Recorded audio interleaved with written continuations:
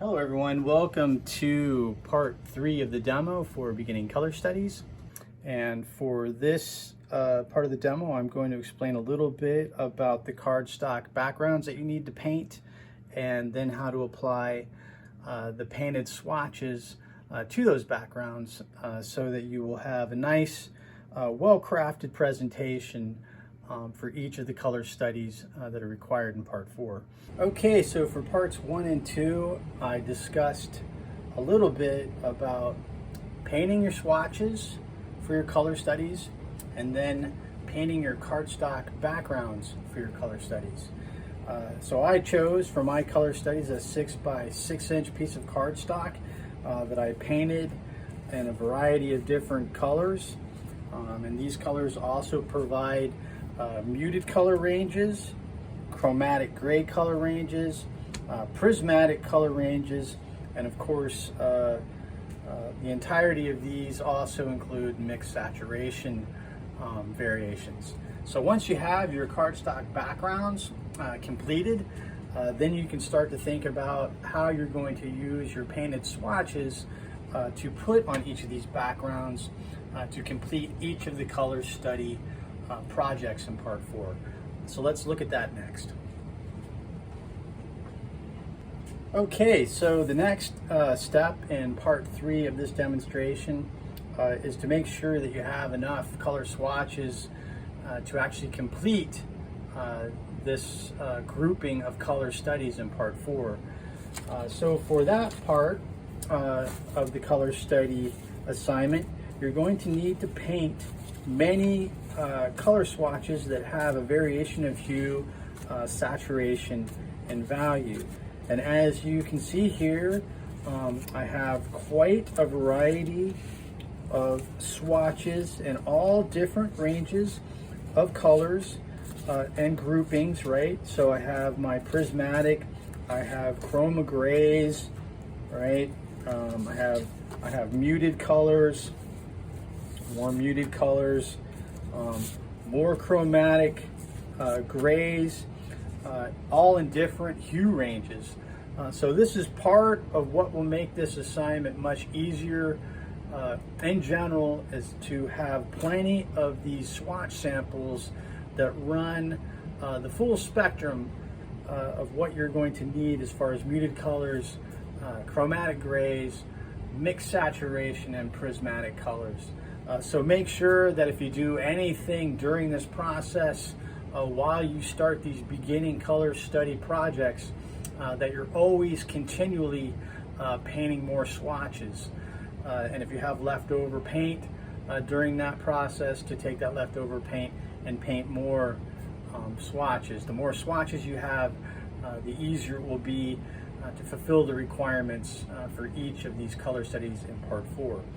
So now that you see how many swatches that you need to do this project, let's move on to the next step, and I'll show you how to apply these color swatches to your 7 by 5 or 6 by 6 colored cardstock background. All right, let's do that next.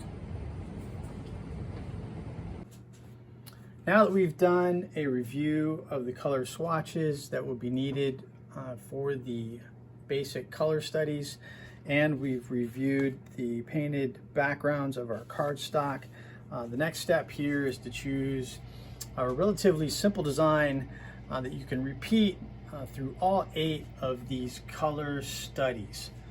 So for my study, I have made some basic shapes, and I will apply these basic shapes to my 6 by 6 format, and then utilize this in all of my color studies so I can understand the color relationships more clearly because I have a simplified design.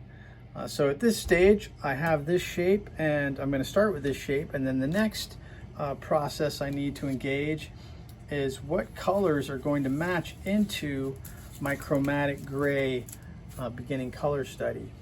And for this, I've selected what I think are most of my chromatic grays for my swatches that I can place next to my cardstock background to give me a good sense of the differences in saturation, the differences in hue and value, and how those line up with my background so I can meet those requirements for this color study.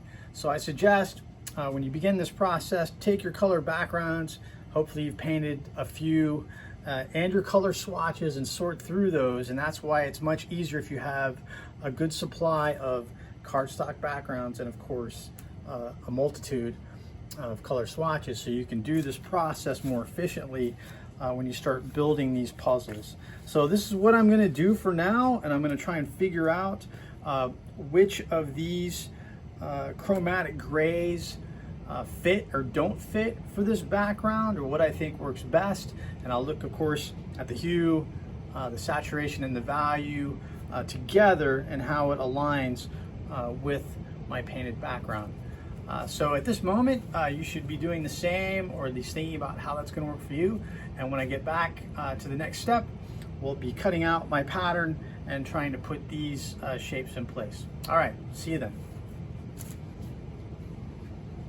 I've now begun to cut out some basic shapes for my first chroma gray color study. And so the next thing that I need to do is fasten these shapes to my chroma gray cardstock. And to do that, I will be using a glue stick, cover paper, and my burnishing tool. All right, so let's look at that next.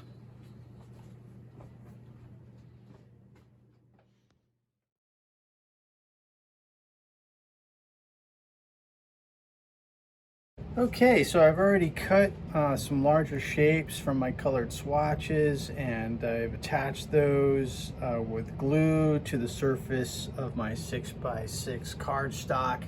And for this chroma gray color study, I also need to have 6 to 9 colors in total, and that does not include the background.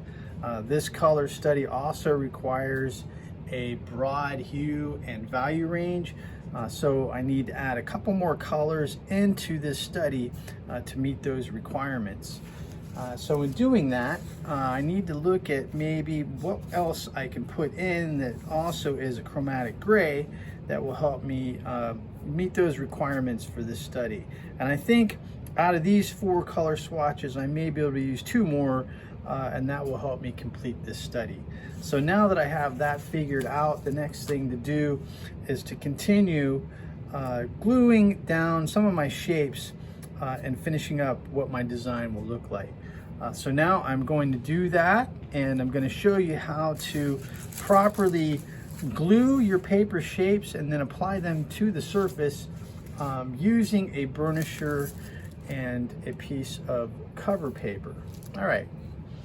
So first, you get your shape. You should have a scrap piece of paper out so that you can lay your little shape on that and manage the mess as you glue. Gently put a layer of glue over the backside of your little swatch shape. Don't do this. You don't want to crinkle the paper of that shape. You want everything to go on nice and neat. Then take the shape. Make sure you pay attention to the extra glue, and then lay the shape in place according to your design. Once you feel that you have your shape in the right position, gently give it a little press on the surface. And then to finish this process, you want to take your cover paper and then gently burnish over that shape. And so you should do this for a little bit, and you don't need to apply too much pressure. It just needs to be firm and just be consistent in the pressure that you're applying. And you can go in different directions, which is sometimes helpful. And so that should do it. And then I peel up my paper, and the shape is nice and flush against the surface, and that's what you want to see. So this way the craftsmanship looks excellent. So the next step at this point is, if you see around the edges of your shape any extra glue, a good technique for taking care of that is to take a little paper towel out, have it dampened with a little bit of water, and you can gently stroke over the surface of that form and then pat down. You don't want to get it overtly wet, it'll weaken the paper, but this does help take away the extra glue and sort of clean up the surface and not wet. So once I've done that, I can hit it one more time with the burnisher just to make sure everything's in place, and then voila, that should do it. So that is how you put down your swatched shapes onto the surface of your cardstock. Take your time, be mindful of the process, and everything should go according to plan. All right, so that's it for this demonstration. I wish you the best with your work, and I look forward to seeing what you create. Bye-bye.